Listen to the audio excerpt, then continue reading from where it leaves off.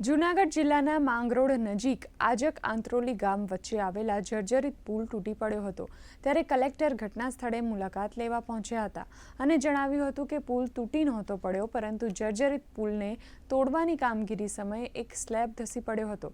સદનસીબે આ ઘટનામાં કોઈ જાનહાનિ નથી થઈ।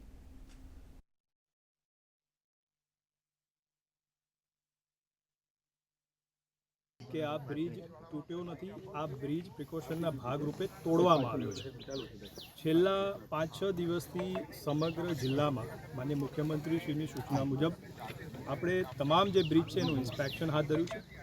અત્યાર સુધીમાં 480 જેટલા બ્રિજનું આપણે ઇન્સ્પેક્શન પૂરું કર્યું છે અને એમાં લગભગ 6 એવા બ્રિજ છે કે જેમાં અમે જાહેરનામું કરી અને વાહન વ્યવહાર બંધ કર્યો છે। 2 દિવસથી અહીંયા વાહન વ્યવહાર બંધ કરવામાં આવ્યો હતો।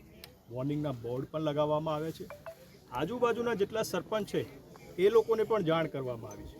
આ જે બ્રિજ છે એને ગઈકાલે એને અમે પ્રિકોશનના ભાગરૂપે એને જેસીબી વગેરે મંગાવી અને તોડવાની કામગીરી શરૂ કરી।